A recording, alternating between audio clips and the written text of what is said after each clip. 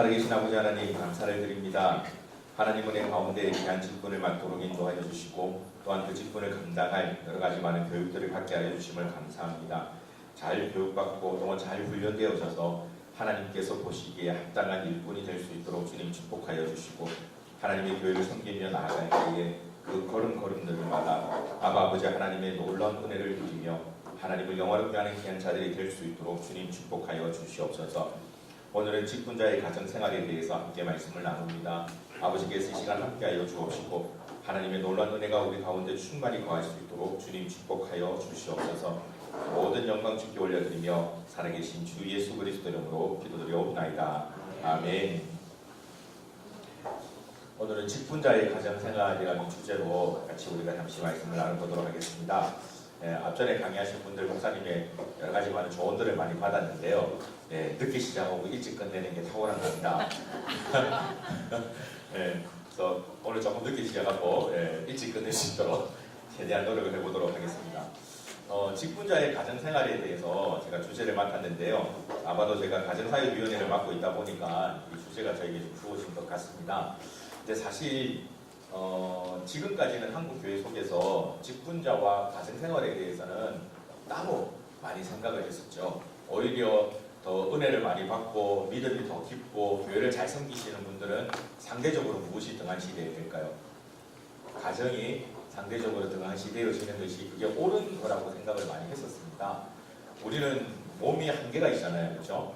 모든 것들을 다 감당할 수는 없기 때문에 나에게 100의 시간이 있다면 그 100시간 가운데 60이나 70% 심지어는 80% 이상을 교회에서 소비하는 것이 옳은 것이고 그렇기 때문에 가정은 상대적으로 소홀히 되어져서 20이든 30이든 그렇게만 쓰는 것이 옳다라고 생각하는 주의가 참 많았습니다.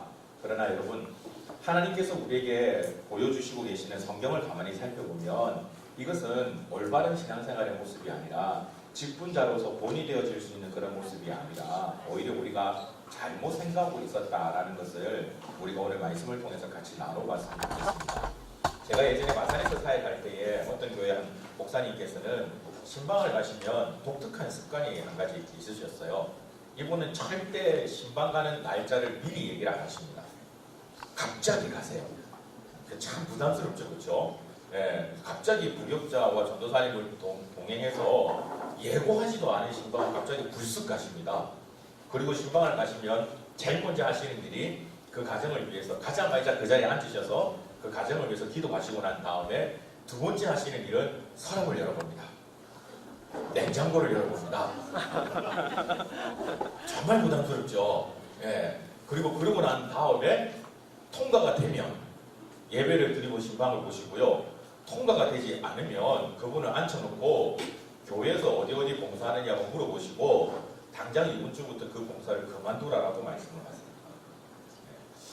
참 어떻게 보면 좀 부담스러운 그런 스타일일 수는 있지만 그분이 가지고 계시는 생각 한 가지가 이거예요. 하나님을 섬기는 사람은 교회도 가정이고 가정도 교회다라고 생각하십니다.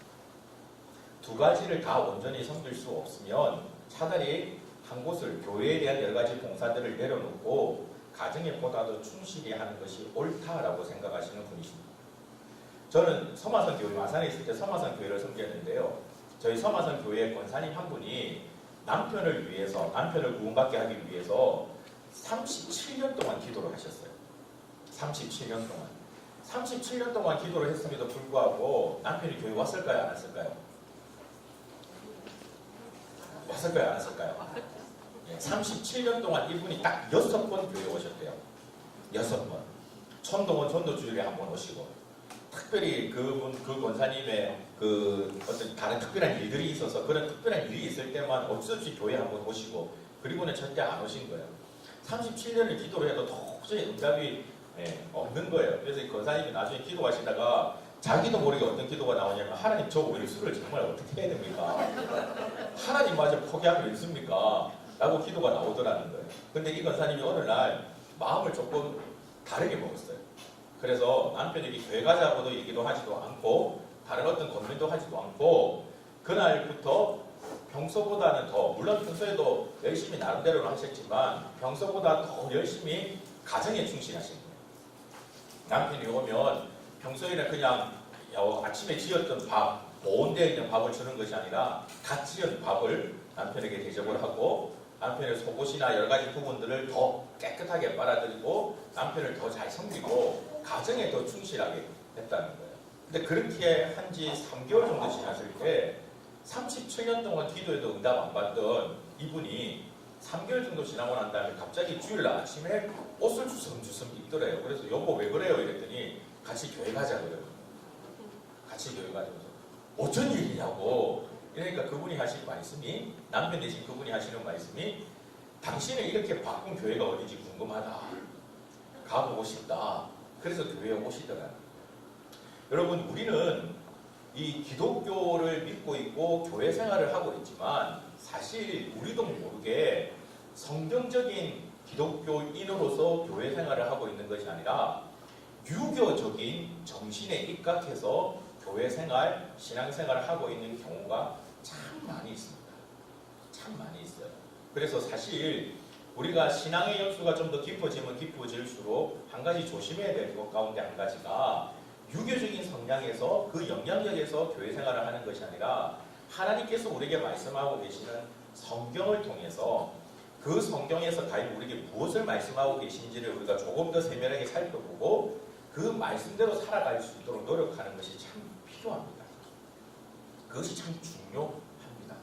우리가 살아온 배경이 유교적인 배경이 있기 때문에 사실 그것을 무시한다는 것이 쉽지가 않거든요.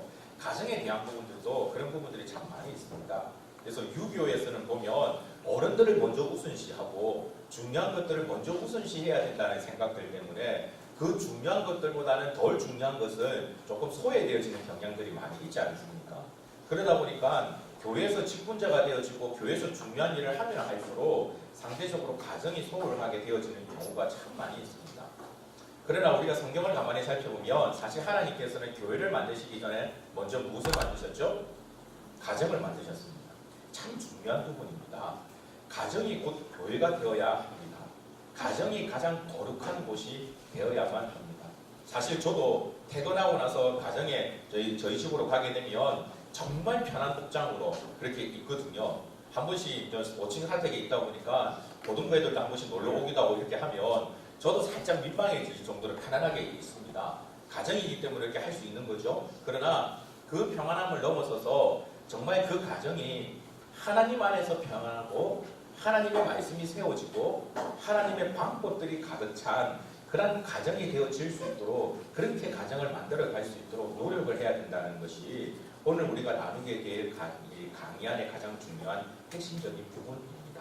그래서 오늘 이 내용을 통해서 성경이 과연 우리에게 무엇을 말하고 있는지를 다시 한 번 더 살펴보시고 여러분들이 우리 광주원광교회 직분자로서 하나님께서 기뻐하시는 가장 귀한 일꾼, 하나님께서 너무나 사랑하시는 그런 일꾼이 될 수 있도록 여러분의 가정을 먼저 잘 다스릴 수 있는 그런 자들이 되기를 주님의 이름으로 축복합니다. 가정을 잘 다스릴 줄 아는 직분자가 진정한 실력을 가진 직분자입니다. 만약에 여러분 2명의 의사가 있는데 한 명의 의사는 너무 친절하고 너무 좋습니다. 가면 상냥하게 맞이해 주기도 하고요. 어느 병인지에 대해서 아주 친절하게 구석구석 설명을 잘 해줍니다. 근데 그 병원에 가면 병이 안 낫습니다. 근데 다른 병원에 가면 너무 의사 선생님이 불친절합니다. 진료하면서 반말도 틱틱 하고요. 정말 병원도 보면 조금 비위생적인 것 같고 참 직원들의 교육 상태도 참 별로인 것 같고 하여튼 뭐 좋은 게 하나도 없습니다. 근데 희한하게 그 병원에 가면 병이 낫습니다. 약을 먹으면 무조건 3일 내에 낫습니다. 그럼 어느 병원을 가겠습니까? 어느 병원을 가겠습니까? 아무리 친절한다고 해도 그 병원에 가서 한 달이고 2달이고 약을 먹어도 병이 낫지 않는다면 좀 불친절할지라도 병이 낫게 되어지는 그 병원을 찾아가겠죠. 진짜 실력자를 찾아간다는 거죠.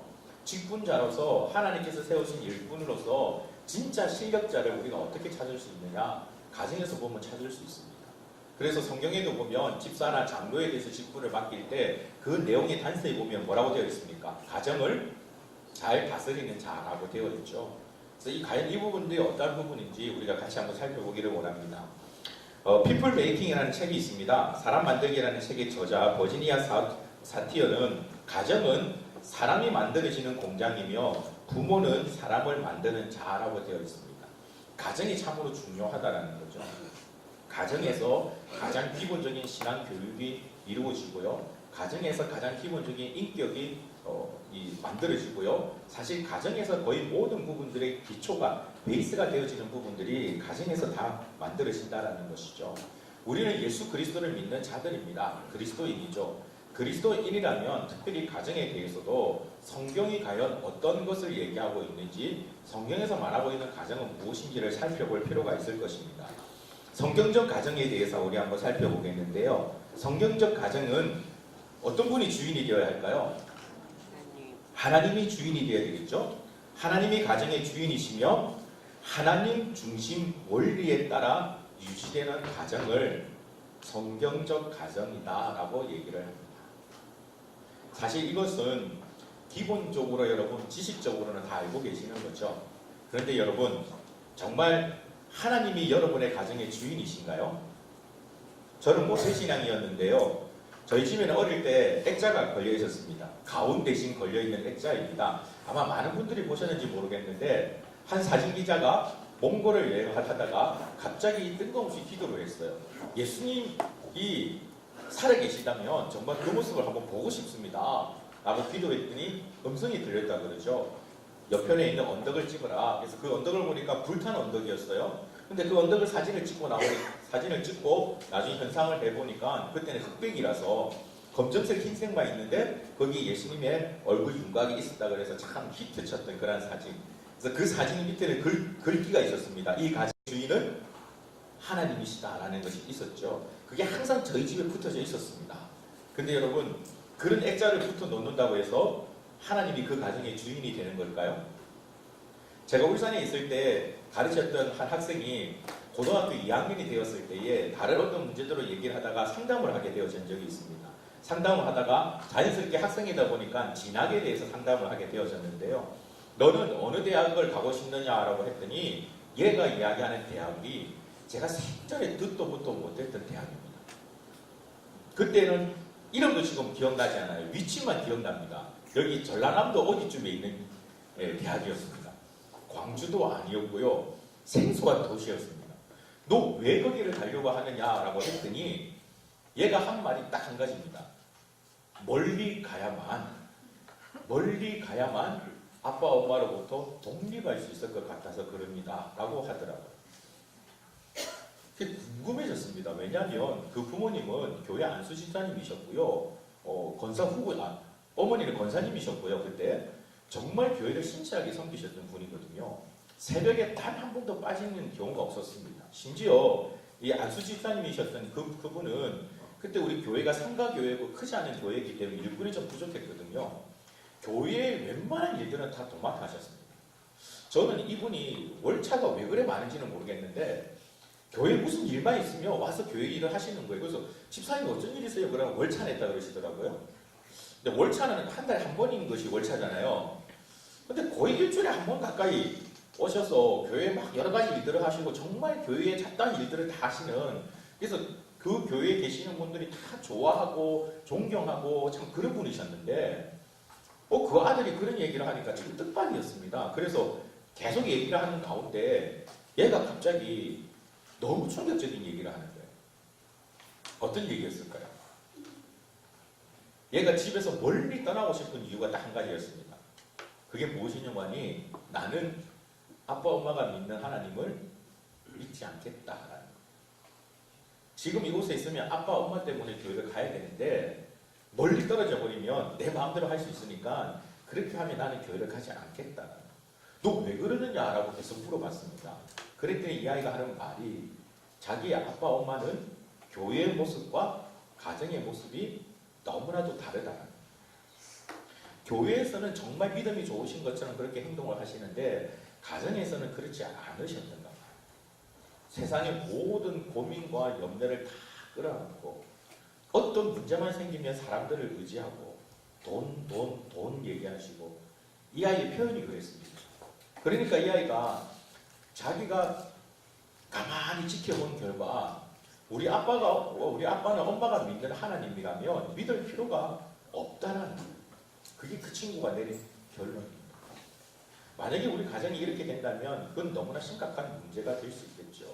그런데 참 조심해야 될 것은 나도 모르게 우리 가정의 자녀들이 나의 모습을 보고 하나님을 닮아가고 하나님을 더 가까이 가려고 애쓰기보단 오히려 나의 모습을 보고 그런 생각을 가진 자녀가 많아질 수 있다는 거예요. 정말 하나님이 우리 가정의 주인이신지 아닌지를 다시 한 번 더 여러분 살펴보셨으면 좋을 것 같습니다. 저희가 이번에 고등부에서 태국 단계 선교를 다녀왔잖아요. 태국 단계 선교를 준비하는 것 또 가서 하는 것 모든 부분들이 정말 너무 좋았습니다. 근데 제가 개인적으로 너무나 좋았던 것은 저도 이번에 단계 선교팀을 준비하면서 제가 개인적으로 드렸던 기도의 제목들이 있거든요. 근데 늘 사실 단기 선교팀을 준비하다 보면 늘 드리는 기도의 제목 가운데 한 가지입니다. 그게 어떤 거면 어떤 제목이냐 하면요. 제발 이번에는 부모님 중에서 전화가 안 왔으면 좋겠다. 부모님 중에서 전화가 안 왔으면 좋겠다. 사실 이번에도 가능한 아이들 학업에 좀 최대한 방해가 안 되려고 스케줄을 잡기는 잡았습니다만은 그래도 아이들이 이런 훈련을 받다 보면 학원이라든지 학업 부분에 차질이 생길 수밖에 없거든요. 요번에 아이들은 거의 한 10주 가까이 훈련을 받았습니다.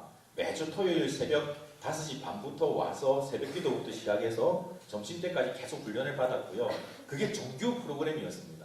그리고 사실 아이들에게는 이제 마쳤으니까 집에 가라, 학원 가라라고 이야기는 하지만 사실 아이들이 갈까요? 아니거든요.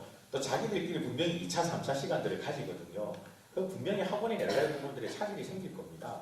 그래서 다른 교회에서는 항상 준비하다 보면 한 4주, 5주 정도 지나고 나면 꼭 몇몇 분들이 전화가 와요. 안타까운 것은 전화하시는 분들 가운데 교회를 안 다니시는 분은 없어요. 오히려 교회를 안 다니시는 부모님들은 아이를 그냥 막 맡겨두시는 건지 아니면 포기하신 건지는 모르겠지만 연락을 안 하세요. 그런데 직분자 가정에서 전화가 옵니다. 목사님, 우리 애가 지금 과외를 받는데 제가 정확하게 예전에 받았던 전화 내용을 그대로 말씀을 드리면요. 우리 애가 과외를 받는데 영어하고 수학을 받는데 얼마짜리입니다. 빠지면 얼마 손해를 봅니다. 이번만 빠지면은 되는 게 아니라 이번에 빠지게 되면 다음번 수업하는데도 차질이 생깁니다. 그래서 이번에만 우리 애 훈련에서 좀 빼주시면 안 되겠습니까? 라고 전화가 옵니다. 그런 전화를 받으면 참 당혹스럽습니다. 그래서 이번에도 훈련을 시작하기 전에 제가 개인적으로 드렸던 기도는 그거였거든요. 근데 이번 훈련팀은 부모님들이 포기를 하신 아이들인지 너무나 믿음이 좋으신 분인지 한 분도 전화가 없으셨어요.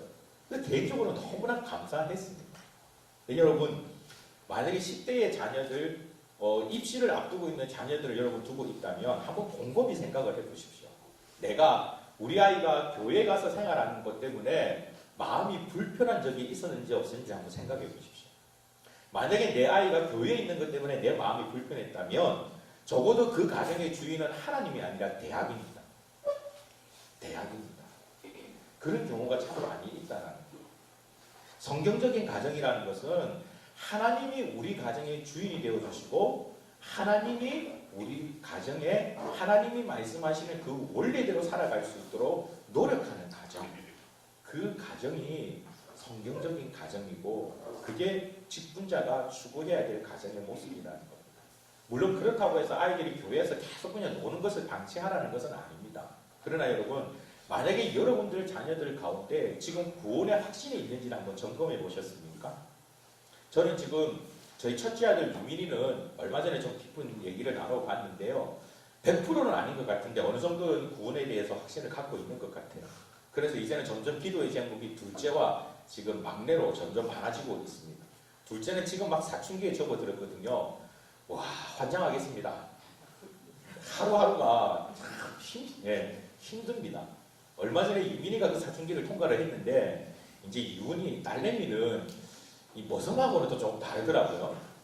근데 가장 중요하게 생각하는 것은 이 아이가 구원의 확신을 가지는 것. 그래서 저희는 어떻게 하든지 교회 행사가 있거나 집회가 있으면 먼저 보내려고 애들을 많이 설득을 하는 편입니다. 꼭 가라. 가서 너희 하나님 만나야지. 아빠도 그 시간을 위해서 기도할게. 근데 대부분 보면 교회에서 그런 행사들을 준비할 때 가장 많이 걸림돌이 되어지는 게 요즘은 학원이거든요. 만약에 학원이나 문제들 때문에 내 자녀를 교회 그런 행사가 아니라 학원으로 먼저 보낸다면 그것은 우리 가정의 주인이 학원이 되어가고 있다라는 겁니다. 여러분 이 부분을 한번 여러분 가정 속에서 점검을 해보셨으면 좋을 것 같습니다. 제가 부부 세미나를 하다 보면 성경적인 원리 가운데 남편이 그 가정에 좀 우선이 되어야 합니다 라고 말씀을 드리면 대부분의 아내분들이 우리 가정에는 남편이 최고라고 왕이라고 가장 우선순위에 있다라고 대답을 하시거든요. 그런 분에게 몇 가지 실제적인 질문을 드리면 고개를 푹 숙이십니다. 이겁니다. 어제 저녁 반찬은 뭐였습니까? 그 반찬은 누가 좋아하는 거였습니까? 간을 어떻게 하셨습니까? 누구의 입맛에 맞춰서 간을 하셨습니까? 대부분 어떤 반찬, 누구의 입맛에 맞춰서 할까요? 아이죠. 말은 남편이 우리 가정의 중심입니다. 역즉 제사장이죠. 이래놓고 남편을 위해서 하는 건 하나도 없습니다. 그래놓고 말만 얘기한단 말이죠. 가정에 대해서도 그런 부분이 생길 수 있습니다. 우리는 믿는 가정입니다. 하나님 믿는 가정입니다. 우리 아이들 다 교회 학교 다니고 있고 출석 잘하고 있고 예배 잘 드리고 있습니다. 그러나 정말 진짜 그러냐는 여러분 이 부분들을 중요하게 점검해 볼 수 있기를 바랍니다. 하나님 중심이란 우리의 사고와 행동이 하나님 중심의 세계관, 즉 기독교 세계관에 따라서 이루어지는 것을 말합니다. 여러분의 자녀들은 공부하는 분명한 이유를 알고 계십니까? 아니 여러분들은 직장에서 근무하는 분명한 이유를 알고 계십니까? 사실 우리는 하나님 중심의 이런 기독교적인 세계관에 입각해서 일을 하며 생활하는 사람이 되어야 합니다. 우리가 살아가는 모든 삶의 영역들 속에서 이 부분은 동일하게 적용이 될 수 있습니다. 우리 가정에서도 마찬가지입니다. 하나님 중심의 삶이라는 것은 생각하는 것, 판단하는 것, 행하는 것 모든 부분들이 다 이 하나님 중심의 세계관에 입각해서 생활하는 것을 말합니다. 곧 이것은 하나님 영광을 위해서 살아가는 것을 의미합니다. 하나님 영광을 위해서 내가 선택하는 것, 내가 행동하는 것, 그 모든 것들이 다 하나님 영광을 위해서 살아가는 것을 의미하며 하나님 말씀을 중심한 행동을 하며 사는 것을 의미합니다. 실제로 행동으로도 그런 모습들을 보여줄 수 있어야 한다는 거죠. 자녀에 대한 부분들은 조금 제일 마지막 부분에 한 번 더 언급을 할 거기 때문에 여기서만 정리하고 한번 넘어가 보도록 하겠습니다. 기독교 가정의 성경적인 원리인데요. 창세기 1장 27절, 28절이 가장 중요한 기독교 가정의 중심 성구입니다. 우리 같이 한번 읽어보도록 하겠습니다. 함께 읽겠습니다. 하나님이 자기 형상 곧 하나님의 형상대로 사람을 창조하시되 남자와 여자를 창조하시고 하나님이 그들에게 복을 주시며 하나님이 그들에게 이르시되 생육하고 번성하여 땅에 충만하라 땅을 정복하라 바다의 물고기와 하늘의 새와 땅에 움직이는 모든 생물을 다스리라 하시니라. 하나님이 사람을 창조하셨는데 남자와 여자를 창조했다라고 성경 말합니다. 부부를 말하는 거죠. 첫 가정을 얘기를 하고 있습니다. 하나님께서 가정을 만드셨다라고 얘기를 하고 있습니다. 창세기 1장은 이미 여러분 알고 계시는 것처럼 태초에 하나님이 천지를 창조하신 내용이 기록되어 있죠. 말씀으로 창조하셨습니다.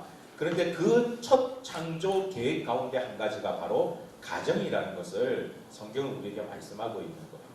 가정이 참으로 중요합니다. 사실 역사적으로 살펴보아도 가정이 중요하다라고 주장하게 된 때는 그렇게 많지 않았습니다. 고대 사회에 있어서는 사실 가정은 그렇게 중요한 부분들이 아니었습니다. 남자는 자기의 야망을 이루기 위해서 어떻게 보면 사용해야 되는 수단 가운데 한 가지가 가정이었다라고 볼 수 있죠. 반대로 생각을 해보면, 역설적으로 생각을 해보면 하나님께서 가정을 너무나도 소중하고 중요시 여기기 때문에 그만큼 역사적으로도 사단의 공격이 많은 곳이 가정이었다는 거예요. 오늘날도 마찬가지입니다. 사실 우리의 가정에 있어서 하나님 앞에 제대로 내가 고백하지 못할 그런 부끄러운 부분들이 있다면 가장 먼저 해결해야 될 일 가운데가 바로 이것입니다. 하나님의 은혜를 누리기 위해서 하나님께서 우리에게 주시는 놀라운 축복을 누리기 위해서는 가정이 먼저 세워져야 된다라는 사실을 여러분 꼭 기억할 수 있기를 바랍니다. 그렇다면 우리는 어떤 가정을 추구해야 할까요? 창세기 1장에 보면 하루하루 하나님께서 이 세상을 만드시고 난 다음에 결론적으로 하셨던 하나님의 평가가 있습니다. 무엇이었습니까? 보시기에 좋았더라. 그러니까 우리가 추구해야 될 가정도 그렇습니다. 하나님께서 보시기에 좋았더라 라고 얘기할 수 있는 가정. 세상의 기준에 맞는 것이 아닙니다. 세상의 기준으로 뭐 얘기한다면 그냥 뭐 간략하게 얘기를 한다면 좋은 집이 있어야 할 것이고 뭐 재산이 있어야 할 것이고 아이를 양육함에 있어서 부족하지 않는 어떤 그런 돈들이나 재물 이런 부분들이 필요하겠죠. 그러나 성경에서 얘기하고 있는 우리가 추구해야 되는 가정은 세상에서 얘기하고 있는 그런 가정이 아니라 정말 하나님께서 우리 가정을 보실 때 보시기에 좋았다라고 말씀하십니다. 요즘도 별 차이는 없을 겁니다. 저희 아이가 처음에 초등학교에 들어갔을 때 깜짝 놀란 적이 한 가지 있습니다. 유민이가 초등학교 1학년 때 그때는 아이가 좀 귀여웠거든요. 지금처럼 그렇진 않았는데 애가 학교 수업을 마치고 탁 오더니 갑자기 질문을 하는 거예요. 아버지라면서 질문을 하길래 뭐냐라고 물었더니 깜짝 놀랐습니다. 아버지 우리 집은 몇 평이에요? 라고 묻더라고요. 어? 너 그게 무슨 뜻인지 아니? 그러니까 잘은 모르는데 하여튼 몇 평인지 가르쳐 주세요. 그러더라고요. 왜 그러니까 친구들이 다 자기 집은 몇 평이다 몇 평이다 몇 평이다 얘기하는데 자기는 모르니까 얘기하기가 곤란하다라는 거예요. 초등학교 아이들부터 친구 사귀는 데 있어서 제일 먼저 묻는 게 너희 집은 몇 평이니? 방은 몇 개야? 화장실은 몇 개야? 너희 아빠는 어떤 차 타고 다녀? 하고 묻는다. 그 때문에 끼리끼리 아이들이 이제 거기에 맞는 아이들끼리 이제 지내는 거죠. 여러분, 이러한 세상의 가치관을 따라가는 것이 아니라 하나님께서 기뻐하시는 하나님께서 보시기에 그래 내가 너의 가정을 보니 내 마음이 즐겁구나 라고 얘기할 수 있는 그 가정을 추구하면서 노력할 수 있는 저와 여러분이 되시기를 바랍니다. 그럼 이런 가정의 본질은 무엇일까요? 가정에서 가장 중요한 구성 누구일까요? 질문 한 가지 들어볼까요? 만약에 여러분 가정에 3대가 살고 있다고 한번 생각을 해보십시오. 아버지 어머니가 살고 계시고 여러분이 계시고 자녀가 있습니다. 누가 가장 중요할까요?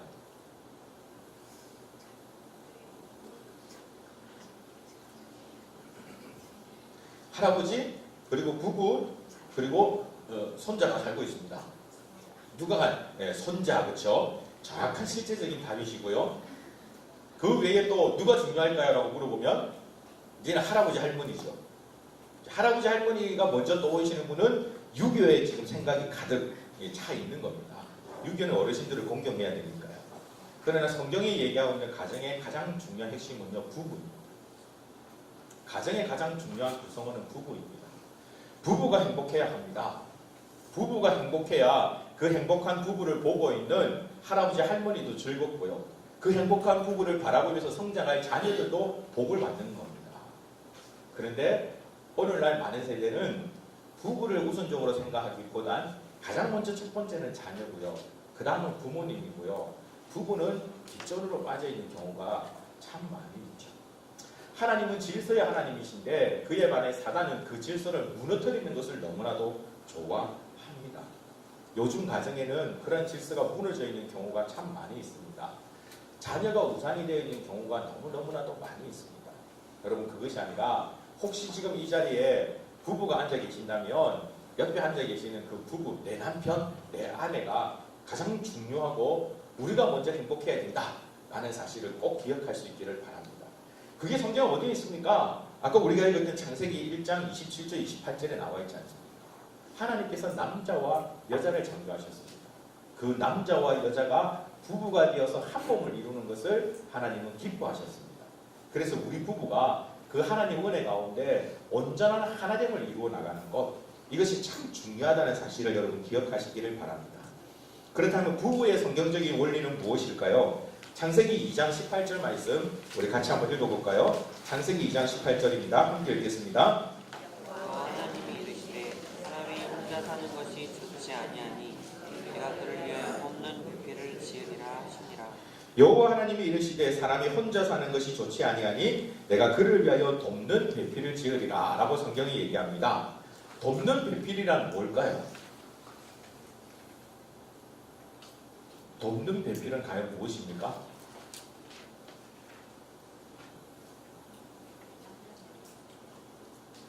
배려하고 이타. 상대방을 배려하고 이타적인. 네, 상대방을 배려하고 이타적인 사랑이다. 어떻게 생각하시나요? 돕는 배필.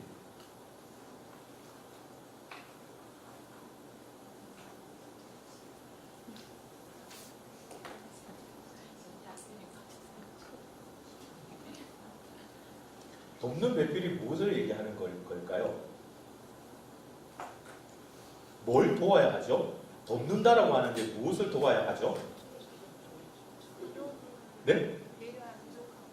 상대의 부족한 것, 예, 상대를 배려해 주는 것, 또요. 하나님의 뜻을 이루는 것, 그게 중요한 포인트입니다. 돕는 배필에서 이 돕는을 그저 내 배우자의 부족한 것, 내가 채워줘야 될 것, 그 수준에서 멈춰 있으면 안 됩니다. 여기서 돕는 배필의 돕는은 그 사람이 하나님의 사람으로 온전히 세워져 가고 있는지를 봐야 됩니다. 그래서 여러분, 늘 아내에게, 늘 남편에게 사랑합니다, 존경합니다 라는 말만 하시면 안 됩니다. 때때로는 화도 내셔야 됩니다. 때때로는 짜증도 내셔야 돼요. 어느 때 짜증을 내야 할까요? 설거지 안 했을 때 짜증 내야 할까요? 아침에 밥 좀 안쳐놔라 했는데 밥을 안 안쳐놓으면 그때는 화를 내야 됩니까? 예수님도 이 땅에 계실 때 화를 내신 적이 있으시죠? 언제였습니까? 성전이 더럽혀졌을 때 예수님도 불같이 화를 내셨습니다. 부부라고 해서 늘 웃으면서 밝게, 물론 그렇게 지냈으면 좋겠지만 만약에 내 배우자가 하나님의 사람으로서 온전히 세워지지 못한다면 때때로는 책망도 필요합니다. 야단도 필요합니다. 짜증도 필요합니다. 그렇게 해서라도 그 사람이 하나님의 사람으로 온전히 세워져 나갈 수 있도록 한다면 그것이 돕는 배필의 역할이랍니다. 하나님이 사람이 혼자 독초하는 것이 보기 좋지 않았다라는 것은 그렇게 아담을 혼자 두니까 이 아담이 하나님의 사람으로서의 그 역할을 제대로 수행을 못하더라는 거죠. 그래서 그에게 돕는 배필로 하와를 주신 거예요. 그러니까 우리 가정에 있어서 가장 중요한 기준은 우리 부부가 함께 하나님을 바라보고 있는가, 하나님의 사람으로 세워져 가고 있는가, 하나님께서 원하시는 그 길로 함께 나아가고 있는가라는 사실을 먼저 보셔야만 합니다. 그래서 내 배우자가 하나님의 사람으로 제대로 세워질 수 있도록 도와줄 수 있는 배필, 그런 배필이 되시기를 주님의 이름으로 축복합니다. 이와 같은 돕는 배필이 미스프린트인데요. 돕는 배필이 되지 못하게 하는 6가지 원인이 있습니다. 6가지 원인. 첫째는요, 서로 다른 배경, 가정, 그리고 환경입니다. 결혼을 사랑해서 하게 되어지지만 결혼하고 난 다음에 모습을 보니까 우리가 지금까지 내가 살아왔던 그런 가정의 환경, 배경과 차이가 많이 나더라는 거죠. 그런 차이들 때문에 부부간에 불화가 생길 때가 참 많이 있습니다. 사실 예전에 부산의 용도에 가면 가정사역연구소라는 곳이 있거든요. 그곳에서 연구한 결과를 보고 참 어이가 없기도 하고 참 많이 웃었던 적이 있는데, 그 당시에 지금으로부터 한 14, 15년? 꽤 오래전입니다. 그때에 부부간의 이혼을 유발시키는 요인들에 대해서 조사를 했는데요. 가장 1등, 첫 번째가 무엇이었을까요? 무엇이었을까요? 네? 네, 가정의 변화에 대한 차이에 대한 부분인데요. 첫 번째가 치약이었습니다. 치약이었습니다. 무슨 말인고 하면요, 한 사람은 치약을 끝에서부터 짜서 이렇게 사용하는데 한 사람은 가운데부터 꾹 눌러서 짜기 시작한다는 거예요. 어떻게 보면 자라온 배경, 문화에 대한 차이죠. 근데 그 차이가 조금씩 서로 용납하지 못하게 되어서 결국은 큰 갈등으로 유발이 되더라고요. 2등이 무엇이었을까요? 취업과 비슷한 가정생활에서 많이 쓰는 겁니다. 변기? 변기는 그때 없었습니다. 네? 휴지? 그런 것도 이유가 될 수 있겠네요. 그때 조사가 된 바로는 2등은 슬리퍼였습니다. 슬리퍼. 한 사람은 가지런히 이렇게 짝을 맞춰서 벗어 넣는데 꼭 어떤 사람을 보면 한쪽은 여기 있고 한쪽은 저기 있죠. 그렇죠? 그렇게 벗어 넣는 사람이 있죠.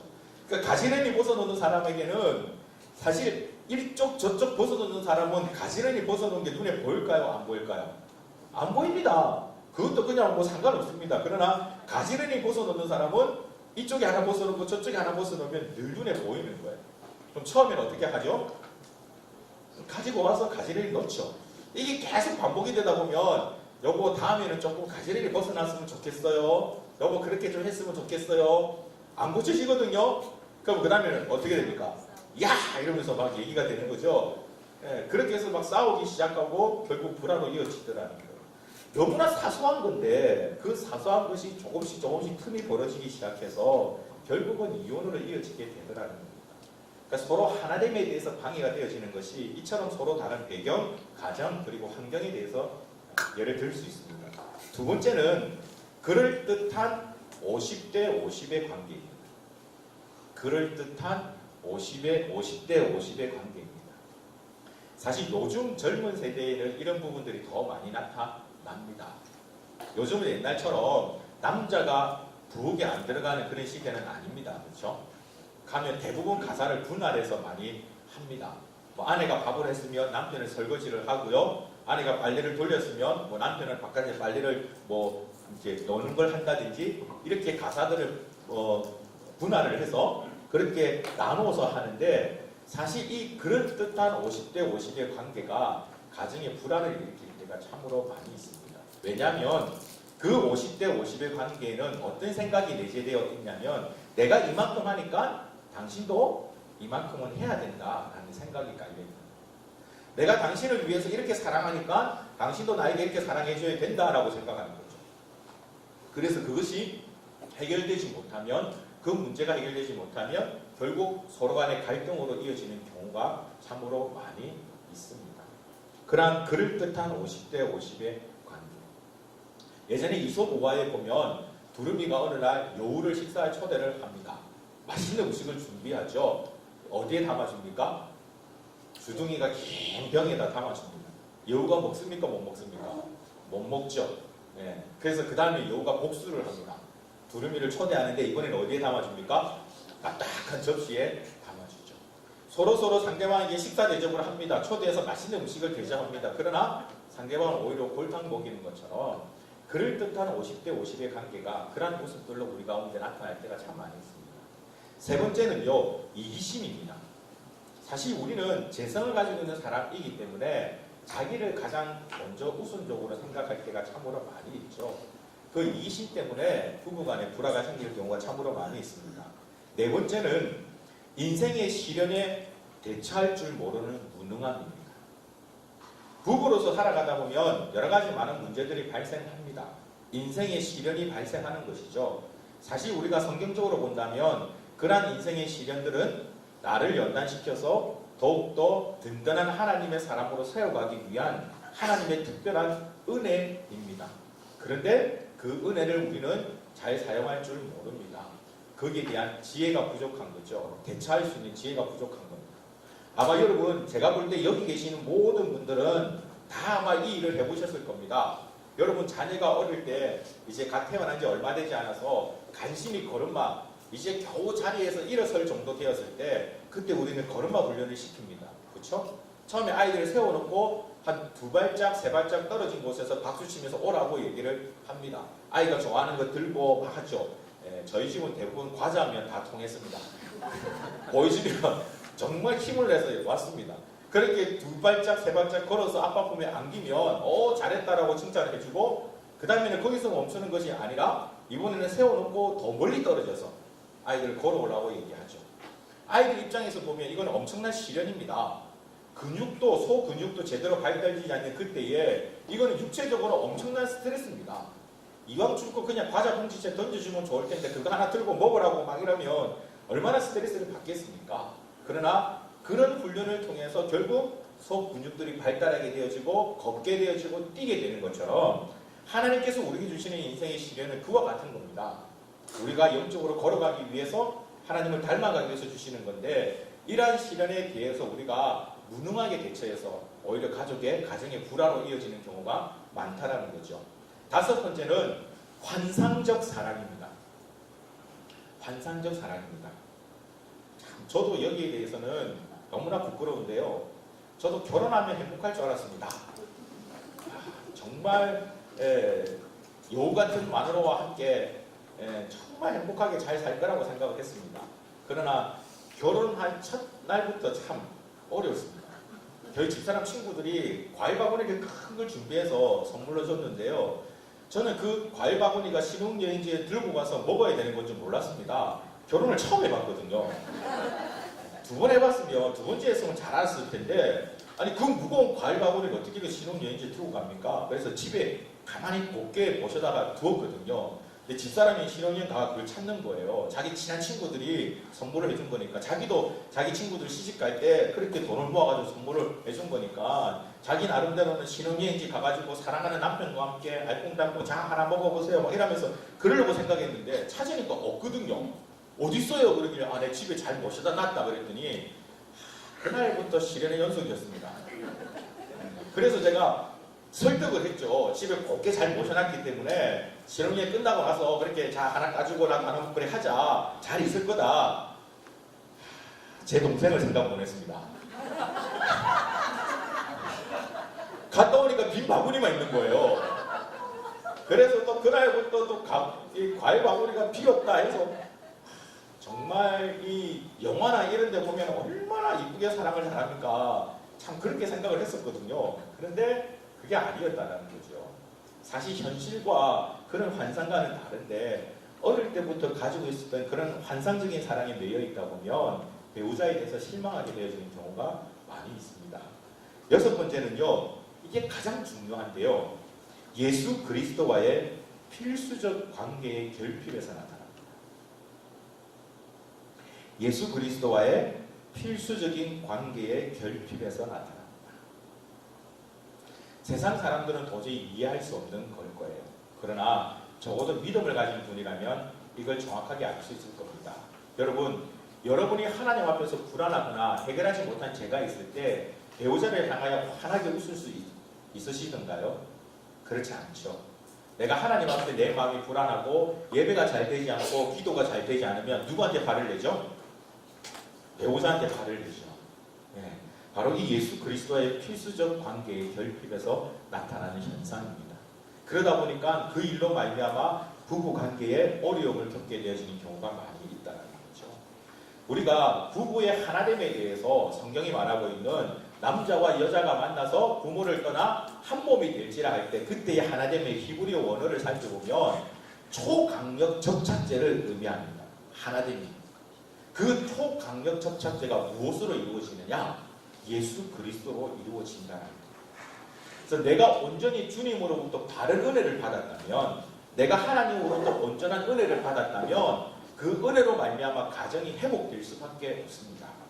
그런데 나는 뭔가 지금 막 뜨거워져 가고 있는 것 같은데 우리 부부가 계속 불화가 일어나고 있다. 그러면 그것은 다시 한 번 더 재점검할 필요가 있습니다.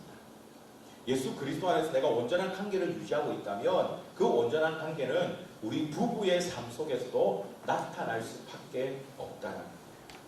이 중요한 원리를 꼭 기억할 수 있는 여러분들이 될 수 있기를 바랍니다. 자, 하나님께서 창조하신 가정의 목적까지 우리 살펴보고 잠시 쉬었다가 이어가도록 하겠습니다. 하나님께서 창조하신 가정의 목적, 첫 번째는 무엇일까요? 가장 기본적인 거죠. 하나님의 영광을 위해서 만드셨습니다. 우리는 가정을 통해서 하나님을 영화롭게 하는 자가 되어야 합니다. 하나님께 영광 돌리는 자가 되어야 합니다. 그게 하나님께서 창조하신 가정의 가장 기본적인 목적입니다. 두 번째는 하나님 나라의 확장입니다. 하나님 나라의 확장입니다. 우리 가정의 그 아름다운 모습을 통해서 하나님 나라가 확장되어져 가는 은혜가 있기를 주님의 이름으로 축복합니다. 저는 사실 청소년 사역을 하면서 참 좋은 것도 많이 있었지만 마음이 많이 아팠던 어렵고 힘들었던 점도 있습니다. 제가 가르쳤던 제자 가운데 미혼모도 있고요. 이단에 빠졌던 친구도 있고요. 지금도 그 친구를 위해서 기도할 때마다 늘 기도가 되어지는 친구가 있습니다. 의외로 직분자 가정에서 어릴 때부터 신앙교육을 잘 받았다고 생각했는데 어느 날 이 친구가 와서 상담을 하는 가운데 자기의 속내를 털어놓는 것이 생리가 몇 달째 있지 않았다. 왜 그랬느냐? 라고 물어보니 오빠가 나 못 믿어? 그 말에 정말 어이없는 그런 경우도 경험을 해봤습니다. 그러다 보니까 저도 모르게 아이들 앞에서는 조금 의도적이더라도 부부관계가 이런 것이다. 가정이 참 이런 것이다. 라는 것을 보여주려고 노력을 참 많이 합니다. 그래서 애들한테 집사람, 난 목사님이 집사람 너무 좋다. 사랑한다. 저도 사람이기 때문에 늘 그런 건 아니거든요. 근데 많은 부분에서는 그렇습니다. 제가 오늘 또 이 말하고 나니까 나중에 집에서 조금 문제가 생길 것 같은데 하여튼 많은 부분에서는 그렇습니다. 그래서 아이들 앞에서는 그런 좋은 얘기들을 참 많이 합니다. 그런데 그렇게 얘기하고 나면요 꼭 한두 명의 친구가 찾아올 때가 있습니다. 찾아서 이런 얘기를 해요. 목사님 기도해 주세요. 왜? 어떤 기도할까? 왜? 뭐? 저도 나중에 결혼하면 목사님처럼 그런 가정 만들 수 있도록 기도해 주세요. 라고 얘기하는 애들이 있습니다. 그런 애들을 가만히 살펴보면 아버지가 안 계시거나 어머니가 안 계시거나 아니면 두 분의 어떤 불화가 있거나 이런 문제들 때문에 고민하는 아이들이 사실은 꽤 많이 있거든요. 그래서 그런 아이들은 와서 그런 얘기들을 참 많이 합니다. 여러분들이 부부가 행복하게 살아가는 그 모습을 여러분 주변의 사람들이 보고 야 정말 교회 다니는 사람은 다르구나. 하나님 믿는 사람들은 다르구나. 라고 얘기할 수 있으면 바로 그것이 하나님 나라를 확장시키는 겁니다. 야 우리 이웃집에 그분들을 보니까 야 진짜 교회 다니는 사람들은 다른 것 같아. 라는 얘기를 들을 수 있는 그런 화목한 하나님께서 기뻐하시는 가정을 만들어 나가시기를 바랍니다. 세 번째는 동반자적 삶을 영위하기 위해서입니다. 동반자적 삶이라는 것은 내가 가정에서 남편의 역할, 또 아내의 역할, 자녀의 역할을 우리는 하게 되어집니다. 그런 일들로 통해서 우리가 하나님 앞에 하나님의 귀한 일들을 함께 만들어 나가는 동반자가 무엇인지를 배우게 되어지는 것이 가정이라는 겁니다. 그래서 그 가정에서 연단받아서 하나님의 더 귀한 일들의 쓰임 받을 수 있도록 하는 것이 중요합니다. 앞서도 잠깐 말씀드렸지만 여러분의 자녀들은 여러분들을 보면서 가정을 배웁니다. 그 아이가 나중에 자라면 성장하면 야 나도 우리 부모님처럼 저런 가정을 만들어야지. 아니면 나는 우리 부모님처럼 저렇게 하지는 말아야지 라고 아이들이 판단하게 되어진다는 겁니다.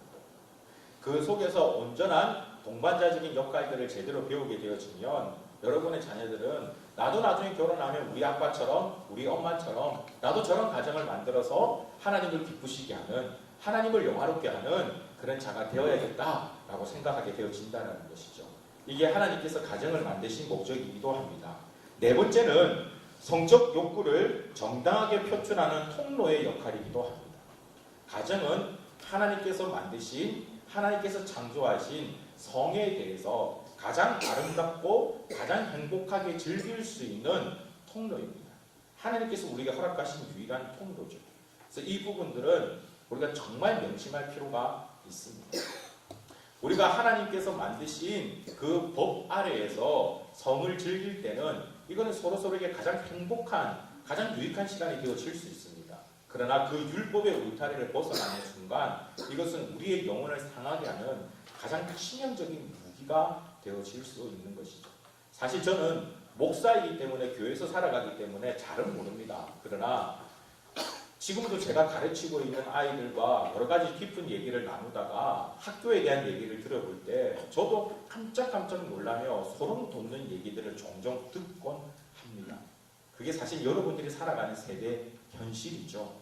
여러분들이 직장생활을 하면서도 아마도 그런 얘기들을 많이 듣게 될 거라고 생각을 합니다. 뭐 자기가 하면 뭐라 그러죠? 로맨스고 다른 사람이 하면 불륜. 자기가 해도 불륜입니다. 네. 성경을 그렇게 왜곡시켜서는 안 됩니다. 정말 하나님께서 만드신 그 울타리 안에서 가정 안에서 행복한 시간들을 보내시기를 바랍니다. 마지막 5번째는 다음 세대로의 믿음을 승계하기 위해서입니다. 여러분 대에서만 그 믿음이 이어지는 것이 아니라 여러분의 다음 세대로 그 믿음이 이어질 수 있도록 하는 역할이 참으로 중요합니다. 그래서 여러분 사실 우리의 가정에서 부부가 함께 하나님을 섬기는 모습을 우리 자녀들에게 보여주고 그래서 그 자녀들이 나도 아빠 엄마처럼 저렇게 하나님을 섬겨야겠다라고 생각할 수 있는 그런 과정을 세워나간다면 하나님께서 보시기에 너무나도 즐겁고 보시기에 좋은 그런 가정이 되어질 줄 믿습니다. 그리고 이미 이 자리에 계시는 여러분들은 그런 가정을 만들어 나가고 계실 줄 믿습니다. 그런 믿음을 가지고 10분간 쉬었다가 다시 이어서 마무리 짓도록 하겠습니다. 인정하는 겁니다. 사실 여러분 여러분들은 배우자를 선택하실 때 어떤 기준으로 선택을 하셨는지 모르겠습니다. 저는 이 학부 때, 그러니까 이제 전도사로 이제 공부를 하고 있을 때, 그때 한참 배우자에 대한 기도를 하고 있었어요. 그때 배우자에 대한 기도에는 구체적인 제목이 있었습니다. 어느 장로님으로부터 충고를 받았거든요. 그래서 그 충고대로 열심히 기도했습니다. 키는 어떻게 됐으면 좋겠고, 얼굴은 어떻게 생겼으면 좋겠고, 뭐 긴 생머리에 뭐 피아노도 좀 쳤으면 좋겠고, 나중에 사모를 해야 되니까 사실은 아내보다는 사모 역할을 할 사람을 구했던 것 같아요. 그래서 막 기도를 하고 있는데 제 친구 중에서 김상국이라는 친구가 있거든요. 예, 그 친구 지금 창원에서 지금 목회를 하고 있는데 그 친구도 저와 똑같이 아이가 3명입니다. 학교에서 만났는데 저는 김성국이고 그 친구는 김상국이고 나이도 똑같고 그래서 야 우리 좀 친하게 지내서 친하게 이렇게 지냈던 친구가 있는데 어느 날 서로 얘기하다가 배우자에 대한 기도에 대한 내용이 나왔어요. 그래서 그 김상국이라는 친구가 그 목사님이 저한테 물어본 거예요. 너는 어떤 기도 제목 갖고 있느냐? 자신 있게 얘기했습니다. 나는 이러한 기도 제목들을 갖고 있다. 열심히 하나님께 기도하고 있다. 주실 거다라고 했는데 이 친구가 한마디 일침을 탁 던지는 거예요. 그런데 성부가 만약에 하나님께서 너에게 더 좋은 사람을 주려고 했는데 너 그 기도에 응답해버리면 어떡할래? 이러더라고요. 순간이 계산을 딱 해보니까 엄청난 손해인 거예요, 이거는. 이거 큰일 났다. 나는 예전에 어떤 장로님의 간증을 듣고 배우자를 구체적으로 기도했는데, 그게 아니구나. 하나님이 더 큰 거 주시려고 하면 어떡하지? 막 염려가 되는 거예요. 근데 그 염려가 곧 화로 바뀌었어요. 나는 이렇게 기도하는데, 그럼 너는 뭐냐? 싶어서, 야, 그럼 너는 어떻게 기도하는데? 라고 물어봤거든요. 근데 그 친구가 이렇게 하는 거예요. 나는 하나님께 이렇게 기도한다. 아담에게 돕는 배필로 하와를 주신 것처럼 나에게도 돕는 배필을 달라라고 기도한다. 한 방에 졌어요. 제가 갖고 있는 기도 제목보다 너무 좋아 보이는 거예요. 그래서 기도 제목을 바꿨습니다. 하나님, 저에게도 돕는 배필, 정말 하나님께서 맞는 그런 배필을 주십시오. 라고 기도하다가 만난 사람이 저희 집사람이거든요.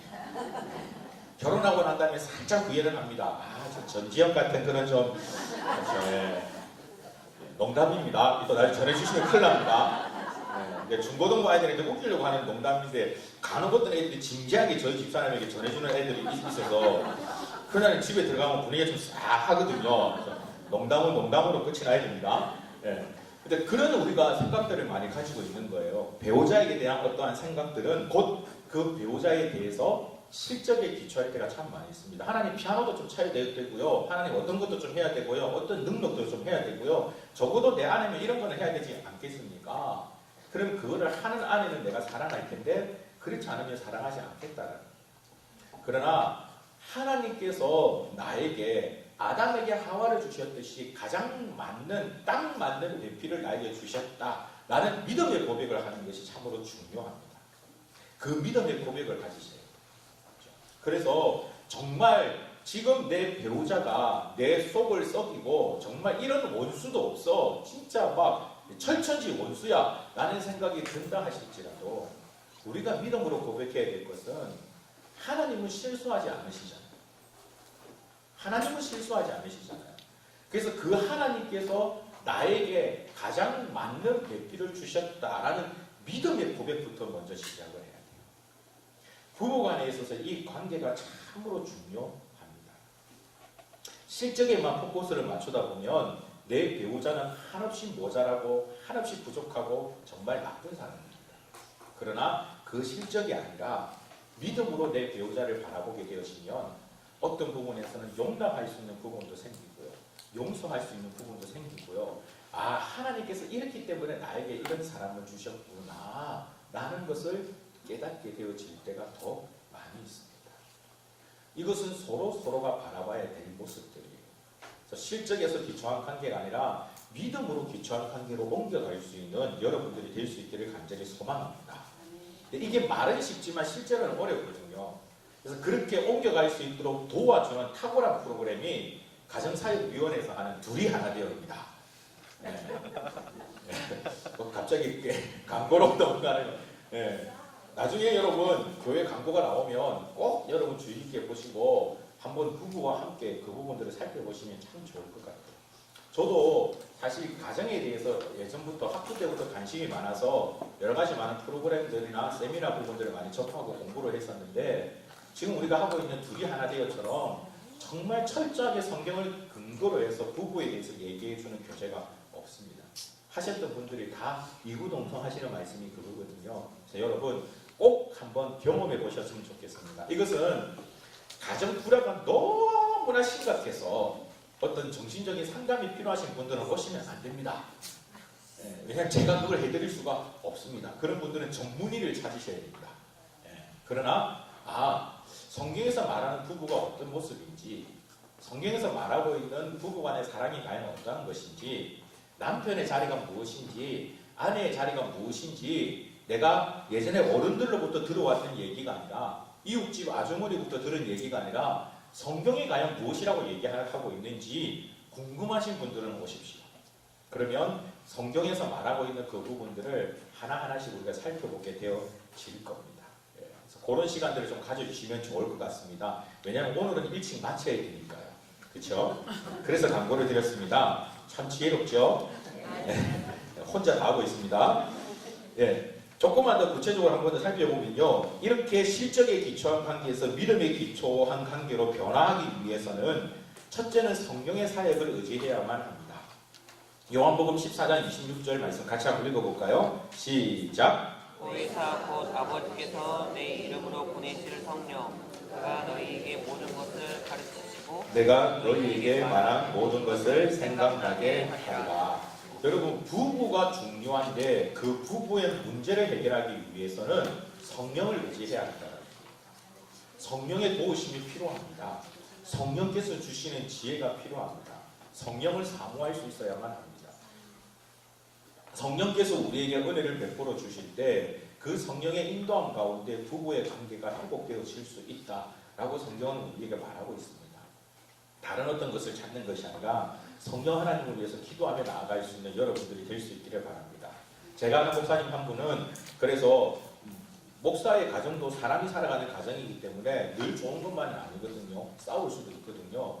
그래서 싸움이 일어나게 되면 이 목사님은 골방을 찾는데요. 골방, 기도방을 찾는 거예요. 그곳에 가서 하나님께 따진대요. 하나님, 저 여자 하는 소리 좀 들어봤습니까? 하나님, 와 정말 저 오늘 뚜껑 열립니다. 하나님 한번 생각을 해보십시오. 이게 대체 맞는 겁니까? 하나님께 막 쏟아놓는데요. 하나님께 기도한대요. 자기 아내에 대해서. 근데 그렇게 막 기도하다 보면 하나님께서 그 기도를 들으시고 위로를 해주시대요. 그래서 마음의 위안을 받고 성령을 의지해서 가서 아내한테 가서 사랑합니다. 제가 잘못했습니다. 그렇게 하신다는 거예요. 근데 이게 사실 여러분 지혜로운 방법입니다. 부부와 많이 싸워보셨죠? 싸움으로써 문제가 해결되어지지는 않습니다. 오히려 더 큰 갈등이 일어나죠. 오히려 그럴 때 잠깐 스톱. 당신도 골방으로 찾고 나도 골방을 찾자. 나 우리 하나님한테 당신 대신 좀 따져야 되겠다. 그리고 찾아가서 하나님께서 실컷 얘기하는 거예요. 얘기하고 하나님 주시는 은혜로 성령이 주시는 그 은혜로 아내에게 남편에게 다가간다면 오히려 그 가정이 더 빨리 회복이 되어질 줄 믿습니다. 그런 성령을 의지하면서 나아갈 수 있는 여러분들이 되기를 바랍니다. 두 번째는 하나님의 도구를 사용하는 겁니다. 빌립보서 2장 3절에서 4절 같이 읽어보겠습니다. 시작! 아무 일이든지 다툼이나 싸움을 하지 말고 낮게 여기고 각각 자기 일을 돌아보고 또한 각각 다른 사람의 일을 돌보아 나의 기쁨을 충만하게 하라. 하나님의 도구를 사용하라고 되어 있는데요. 빌립보서 2장 3, 4절에서는 오직 겸손한 마음으로 각각 자기보다 남을 낮게 여기라 라고 되어 있습니다. 자기보다 남을, 나보다 배우자를 더 낮게 여기라 라고 얘기하고 있습니다. 세상에서도 부부 세미나를 보면 그렇게 가르치거든요. 남편을 왕처럼 대우하십시오. 그러면 당신은 왕비가 됩니다. 아내를 왕비처럼 대우하십시오. 그럼 당신이 왕이 됩니다. 이 성경에서 나온 거예요. 성경이 너희에게 겸손한 마음으로 각각 자기보다 남을 낮게 여기라 라고 얘기하고 있죠. 그래서 하나님이 우리에게 주시는 탁월한 도구, 자기보다 남을 낮게 여기는 탁월한 도구는 사랑과 축복 그리고 존경입니다. 사랑하십시오, 축복하십시오, 그리고 존경하십시오. 이것이 우리 부부의 관계를 회복시켜 나가는 성경적인 원리, 하나님의 탁월한 도구입니다. 여기 남편들 계시는 분들 에베소서 5장 25절을 같이 읽어볼까요? 에베소서 5장 25절 함께 읽겠습니다. 시작. 남편들아 아내 사랑하기를 그리스도께서 교회를 사랑하시고 그 교회를 위하여 자신을 주신 같이 하라. 하라. 성경은 말씀합니다. 남편들에게 아내를 사랑해라 라고 얘기합니다. 물론 답을 하실 겁니다. 나는 내 아내를 사랑합니다. 사랑합니다. 근데 성경은 얼만큼 사랑해라 라고 얘기를 하냐면 그리스도께서 교회를 사랑하신 것 같이 사랑해라 라고 얘기합니다. 그리스도께서는 교회를 위해서 자신의 생명을 주셨습니다. 심지어 그런 교회가 늘 예수 그리스도의 말씀에 온전히 순종한 것이 아닙니다. 늘 주님의 말씀에 불순종할 때가 많았습니다. 주님의 마음을 속상하게 할 때가 더 많았습니다. 그럼에도 불구하고 주님은 그 교회를 사랑하셨습니다. 여러분, 남편 되신 분들 아내를 이처럼 그리스도께서 교회를 사랑하신 것처럼 아내를 사랑할 수 있는 분들이 되기를 주님의 이름으로 축복합니다. 네, 역시 생각했던 것처럼 아멘 소리가 적습니다. 네, 아내들에게 에베소서 5장 22절 같이 한번 읽어볼까요? 아내 되신 분들만 시작. 아내들이여 자기 남편에게 복종하기를 주께 하듯 하라. 아내에게는 조금 다른 말씀을 하십니다. 사랑하라가 아니라 복종하라라고 얘기합니다. 복종하라라고 얘기합니다. 그런데 어떤 복종을 얘기를 하느냐? 주께 하듯 복종하라라고 얘기를 합니다. 이것은 당시 에베소 교회의 상황에 빗대어서 말하고 있는 겁니다. 사실 오늘도 그런 부분들이 참 많이 있죠. 열심히 있는 분들은 교회를 참 사랑하십니다. 그 교회를 사랑하는 것처럼 주님을 사랑하는 것처럼 남편도 사랑해라라고 얘기를 하고 있는 겁니다. 그 남편의 말에 복종해라라고 얘기를 하고 있습니다. 여러분들 자기 남편에게 복종할 수 있는 그런 아내가 되기를 주님의 이름으로 축복합니다. 마지막으로 서로에게 에베소서 5장 21절 다 같이 읽어볼까요? 시작. 성경은 피차 복종하라고 얘기하죠. 남편에게만 요구하는 것이 아닙니다. 아내에게만 요구하는 것이 아닙니다. 피차 서로 복종해라라고 얘기를 합니다. 그런데 여러분 방금 읽었던 구절들에 대해서 좀 이상한 점을 혹시 발견하지는 못하셨습니까? 제가 의도적으로 순서를 바꾸어서 한번 넣어봤습니다. 성경에 기록되어 있는 순서는요. 에베소서 5장 21절이 먼저입니다. 피차 서로 복종하라라고 얘기합니다. 그리고 나서 아내에게 남편에 복종해라라고 얘기합니다. 그리고 남편에게 사랑해라라고 얘기하죠. 왜 이렇게 얘기하고 계실까요? 사실 순서가 참 중요하거든요. 네. 참 재미있는 목사님을 제가 언젠가 발견한 적이 있는데요. 그분은 이 부분에 대해서 해석하시면서 이렇게 해석을 하시더라고요. 이 신학적으로 정확하다고 꼬집을 수는 없는 부분인데 일리는 있어요. 예. 왜냐하면 남자는 재질이 뭡니까? 흙이거든요. 여자는요. 본 차이 나는 거예요. 재질이 더 좋다라는 거죠. 튼튼하다는 거죠. 그래서 여자가 더 강하기 때문에 여자가 먼저 복종하지를 않으면 가정의 회복이 시작이 되어지지 않는다는 거예요. 똑똑한 사람이 더 위에 있는 사람이 먼저 시작해야 되지 않겠습니까? 그래서 여자가 먼저 복종이 먼저 필요하다는 거예요. 여자가 먼저 손을 내미는 것이 필요하다는 거죠. 그럼 거기에 화답하는 것이 뭐라고요? 남편이 아내를 사랑하는 것이다 라고 얘기를 합니다. 일리는 좀 있는 말씀인 것 같아요. 그러나 그것보다 더 중요한 것은 에베소서 5장 21절에서 말씀하고 있듯이 서로 피차 서로 복종하는 것이 참으로 중요합니다. 서로 남편을 바라볼 수 있는 자들이 되기를 바랍니다. 부부면 우리가 우선적으로 공부해야 될 것이 있어요. 부부가 되는 그때부터 정말 중요하게 공부해야 될 것이 있습니다. 그게 뭐냐면 남편은 아내를 공부하는 것이고 아내는 남편을 공부하는 겁니다. 내 남편이 내 아내가 무엇을 좋아하는지, 어떠한 상황에 처해졌을 때 힘들어하고 어떨 때는 기뻐하는지에 대한 부분들을 세밀하게 관찰해야만 됩니다. 잘 관찰해야 돼요. 그래서 거기에 맞춰서 서비스할 수 있는 것이 되어야만 합니다. 저도 이제 결혼한 지 20년이 다 돼 가거든요. 이제 조금 집사람의 화해 정도에 대해서 알 것 같아요. 제가 뭔가를 잘못해서 집사람이 화를 낼 때 단계를 이제는 조금 제가 정할 수 있을 수준이 되었습니다. 그만큼 좀 열심히 공부를 했어요. 얼마 전에는 집사람이 살짝 화가 났어요. 그래서 살짝 화가 났을 때는 해결할 수 있는 방법은 개다리춤입니다. 한번 웃겨야 됩니다. 그럼 화가 풀리거든요. 저 혼자서 안 되면 막둥이하고 둘이 서서 개다리춤을 추면 피식거리면서 분위기가 싹 바뀝니다. 근데 중간 정도 화났을 때 개다리춤 추는 역효과가 납니다. 쫓겨날 수 있습니다. 그래서 화난 정도에 따라서 대처해야 될 부분들이 조금씩 다르거든요. 근데 그걸 여러분 세밀하게 연구를 해야 합니다. 내가 가장 우선적으로 공부해야 될 것, 그것이 바로 나의 배우자라는 사실을 여러분 기억할 수 있기를 바랍니다. 그래서 배우자들에게 사랑의 메시지, 축복의 메시지, 또한 존경의 메시지들을 많이 들려줄 수 있는 사람이 될 수 있기를 바랍니다. 앞서 말씀드렸던 부산 영도에 있는 가정사역연구소에 한 부부가 상담을 하러 왔습니다. 사실 이 부부는 다른 여러 가지 상담 기관들을 거쳐서 마지막으로 최종적으로 이곳을 찾아온 거예요. 찾아온 본 목적은 딱 한 가지였습니다. 이혼하고 싶은데 합법적으로 하고 싶다. 무슨 말이냐면요. 두 분 다 교회에서 신앙을 가지고 계시는 직분자세요. 직분자인데 골이 깊어진 지가 10몇 년이 지났습니다. 여러 가지 많은 방법들을 시도해봤는데도 회복이 안 되는 거예요. 그래서 이혼하고 싶은데 세상 법은 가능하지만 교회에서 배워오기로는 이혼은 안 되죠. 하나님께서 싫어하시는 거죠. 그래서 그 두 사람이 그 부부가 답을 찾은 게 교회에서 하고 있는 그 가정사역연구소에 가서 우리가 이것까지 찾아갔는데도 해결이 안 되면 이건 어쩔 수 없는 거다. 그러니 마음 편하게 이혼하자. 라는 생각으로 마지막으로 그곳으로 온 거예요.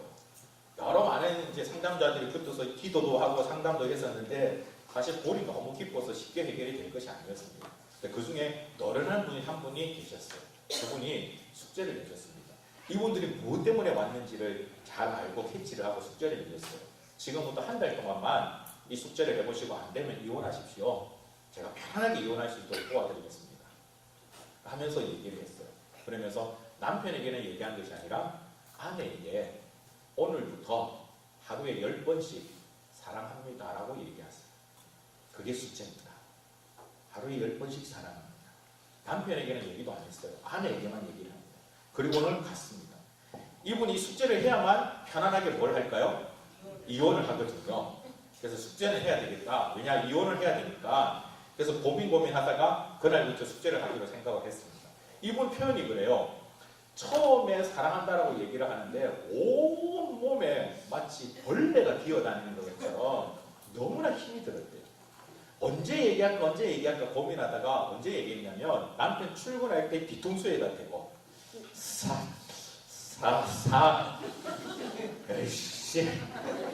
에이씨 사랑합니다 이러고 문 쾅 닫고 들어가는 거예요. 근데 그 얘기를 듣고 남편이 구두를 신다가 넘어졌어요. 깜짝 놀란 거예요. 저 여자가 갑자기 무슨 생각이 들었길래 너무 이상한 거예요. 그게 이제 시작이었어요. 한 번 하고 나니까 그 다음에는 조금 하기가 수월했대요. 하루에 몇 번씩 사랑합니다라고 했을까요? 딱 10번만. 덜도 말고 더도 말고 딱 10번만. 왜? 숙제니까. 그렇게 딱 10번씩만 사랑합니다, 사랑합니다, 사랑합니다라고 얘기를 했대요. 처음에는 그 집에서 다니면서 서로 이렇게 살짝 부딪혀도 온몸에 두드러기가 날 정도로 정말 심각했었는데 그렇게 서로 막 사랑합니다라고 얘기를 하다가 한 보름 정도 되었답니다. 남편이 저녁에 식사를 하는데 그날 저녁에 국이 미역국이었대요. 아무 대화 없이 그냥 마주 앉아서 밥만 먹는 거죠. 남편이 밥을 먹다가 갑자기 생전에 하도 안 한 말을 한마디로 툭 던진 거예요. 뭐라고 했을까요? 네, 맛있네. 딴 것도 아닙니다. 먹다가 맛있네. 근데 그 이야기를 듣는 순간 이 여집사님의 눈에서 눈물이 그냥 막 퍽 흘러내려요. 눈물이 퍽 흘러내려요. 남자는 그날 체했답니다. 예, 요새 계속 이 사랑한다 사랑한다 이게 좀 그해서 자기도 뭐라고 뭔가 답을 해줘야 되는데 할 게 없으니까 자기는 나름대로 고민해가지고 맛있네 그랬는데 울어보니까 남자는 이게 더 불편한 거죠. 그래서 체했답니다. 그런데 아내분이 달라지기 시작했어요. 그날 이후로부터 사랑합니다는 말에 조금씩 진심이 담기기를 시작한 거죠. 예전에 자기가 정말 연애할 때 이 남자가 정말 좋았을 때 그때가 생각이 나더라. 아내가 진심으로 사랑한다고 고백하니까 남편도 그 고백에 무너져 가기를 시작하는 거예요. 어느 날 아내 손을 잡고 이 남편이 울면서 내가 잘못했다고. 내가 잘못했다고. 그래서 한 달 뒤에 이혼하기로 했던 부부가 오히려 회복이 되어졌던 그런 케이스가 있었습니다. 축복의 말이 참 중요합니다. 사랑의 말이 참 중요합니다. 여러분, 배우자에게 사랑한다는 말, 배우자한테 축복의 메시지 자주자주 할 수 있는 분들이 되기를 주님의 이름으로 축복합니다. 오늘 이렇게 하면 꼭 저녁에 가서 실수하시는 분이 계십니다. 독 드시다가 맛있네. 네, 그렇게라도 좋습니다. 네, 표현하시고 칭찬하시고 축복해 줄 수 있는 여러분들이 되시기를 바랍니다. 자, 마지막으로 성경적 자녀 교육입니다. 에베소서 6장 4절 말씀 같이 한번 읽어볼까요? 함께 읽습니다. 시작. 또 아비들아 너희 자녀를 노엽게 하지 말고 오직 주의 교훈과 훈계로 양육하라. 네, 요즘은 자녀 교육에 보면 금지시되고 있는 것 가운데 한 가지가 이 자녀에게 매를 대는 겁니다. 매를 대지 않고 생각하는 의자라든지 벽을 바라보고 반성한다든지 다양한 방법들을 얘기를 하는데요. 사실 성경은 자녀들에게 매를 대라고 가르칩니다. 잠언서를 읽어보면 오히려 자녀에게 매를 대는 것이 유익하다라고 얘기합니다. 그렇다고 해서 자녀를 잡으라는 얘기는 아닙니다. 네. 성경은 뭐라고 얘기하냐면 너희 자녀를 노엽게 하지 말라라고 얘기합니다. 이것은 무엇을 얘기를 하는 거냐면 자녀가 잘못했을 때 그 자녀를 훈계하는 것은 부모의 역할입니다. 그런데 훈계할 때 부모가 감정적으로 대해서는 안 된다. 가능한 자녀가 잘못한 일이 있을 때 그 잘못한 일로 말미암아 부모가 화가 났을 때는 자녀를 훈계하시면 안 됩니다. 감정을 이길 수 있는 사람은요 정말 별로 없습니다. 자기 감정을 스스로 그렇게 컨트롤 잘하는 사람은 참 대단한 사이보그죠. 사람은 정말 힘든 겁니다. 그렇기 때문에 그럴 때는 오히려 한 걸음 물러서서 내가 자녀에게 찬찬히 정말 내 감정이 급해지지 않고 얘기할 수 있는 그때에 자녀가 잘못한 것을 얘기하는 것이 좋습니다. 그리고 아마 여기는 보니까 대부분 자녀들이 다 장성을 하신 것 같은데요. 혹시나 여러분 자녀들이 또 손주도 키우셔야 하니까 이런 부분도 좀 가르쳐 주시면 좋을 것 같아요. 자녀를 매를 대거나 꼭 매를 대라는 건 아닙니다. 다른 방법을 해도 상관은 없지만 훈계를 하실 때는 노엽게 하지 말라는 이 뜻은 자녀가 무엇을 잘못했는지 알게 하라는 거예요. 그래서 이런 부분들 때문에 너가 오늘 아빠한테 야단을 맞는다, 매를 맞는다, 너 이거 잘못한 거 맞지? 라고 아이에게 얘기를 해주시는 것이 좋습니다. 그리고 그렇게 해서 너가 오늘 어떤 벌을 받을 거냐라고 물어볼 수 있으면 더 좋습니다. 제가 예전에 우리 둘째한테 다 어떤 잘못한 게 있어서 이야기를 다 하고 너 이거 잘못했지? 예, 제가 잘못했어요. 그래, 너 오늘 몇 대 맞을래? 그러니 5분을 정말 진지하게 고민을 하더니 정말 5분 정도 걸렸어요. 저도 그래도 배운 게 있어가지고 그래도 앞에 참는다고 정말 시겁을 했는데요. 5번은 진짜 이 고민아들이 하는 이야기가 영대요 이러더라고요. 참 힘들었습니다. 근데 아이에게 그렇게 잘못을 얘기를 하고 어떤 벌을 받을 것이냐 어떻게 할 것이냐 얘기하는 그 교훈적인 훈계를 성경은 하라고 가르치는 겁니다. 그래서 훈계하지 않고 내버려 두는 것은 오히려 자녀를 망하게 하는 겁니다. 자녀를 훈계할지라도 그렇게 설명을 제대로 하고 자녀가 내가 이것을 잘못했구나 라는 것들을 충분히 숙지하게 하고 난 다음에 벌을 주시는 것이 좋고요. 아내나 남편 중에서 가능하면 벌은 누가 주는 게 좋을까요? 네, 아빠가 하시는 것이 좋습니다. 가정에 따라서 조금 차이가, 이게 절대적인 성경적인 법은 아닙니다만은 그래도 영적 제사장의 역할을 맡은 아빠가 해주는 것이 좋고요. 아빠가 벌을 주고 나면 엄마는 어떤 것을 하는 게 좋을까요? 예, 위로해 주는 것이 좋죠. 이론적으로는 잘 알고 있는데 대부분 아빠가 벌 주고 있으면 옆에서 계속 편듭니다. 네가 그러니까 아빠가 화가 나 그래 야단 맞고 이러지 안 됩니다. 그래서 오히려 그때는 엄마는 자리를 피해 주는 것이 더 좋죠. 그래서 야단 맞고 나면 엄마가 아이를 위로해 주고 대부분 아이는 사실 위로해 줄 수 있는 방법이 뭐가 제일 좋을까요? 그렇죠. 맛있는 음식 해주는 게 제일 좋죠. 그래서 맛있는 음식 해주고 아이를 격려해주고 그리고 다시 한 번 더 맛있는 음식만 해주고 끝내는 것이 아니라 중요하게 하셔야 될 것이 있는데 다시 한 번 더 재점검하는 거예요. 너가 오늘 왜 혼이 났는지 아니? 너 이렇게 야단 맞았는데 이 야단 맞은 것 때문에 아빠도 마음이 불편해. 그러니 아빠한테 가서 다시 한번 너가 잘못했다고 얘기를 해. 라고 해서 아빠 품에 다시 한번 더 안길 수 있도록 해주시는 것이 좋습니다. 그래서 자녀를 노엽게 하지 말고 주의 교훈과 훈계로 양육할 수 있는 여러분들이 될 수 있기를 바라고요. 또 한 가지는 아마 여기 계신 분들은 조금 해당사항이 그래도 없어 보이는데 마찬가지로 손주를 키울 때 있어서 결혼함에 있어서 제일 중요한 것이 뭘까요? 우리는 여러분들은 어떤 조건을 원하십니까?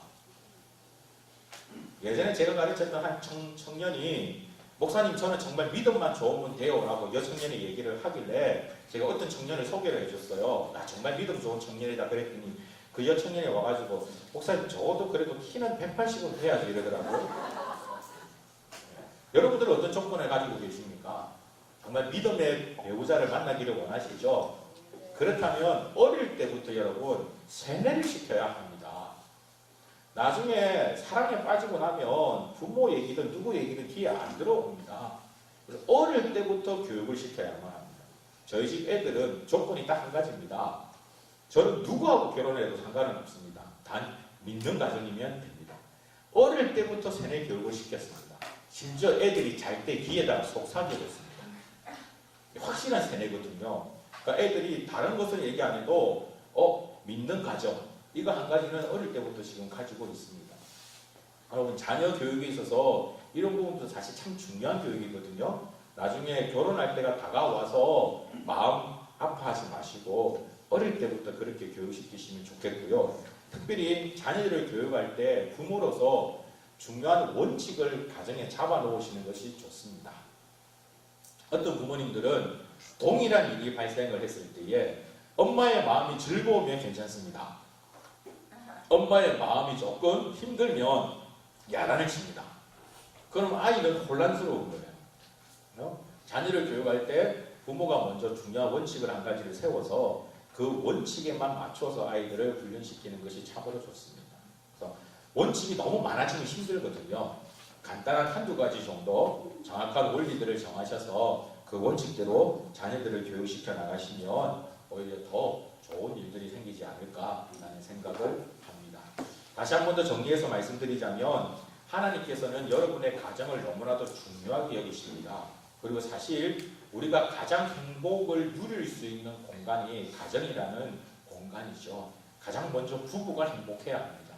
부부가 행복하면 그 행복한 부부를 바라보고 있는 부모님도 행복합니다.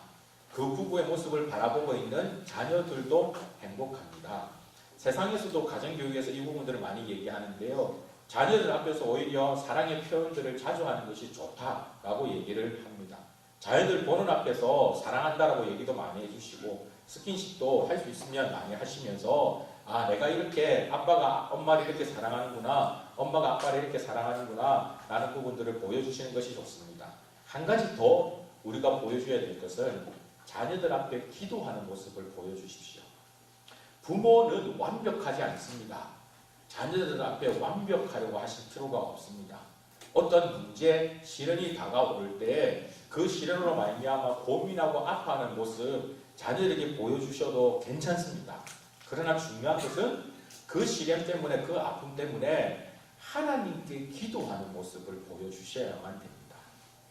하다못해 평소에 안 하는 새벽 기도라도 가면서 엄마가 이 문제 때문에, 아빠가 이 문제 때문에 새벽 기도 간다. 하나님께 기도한다.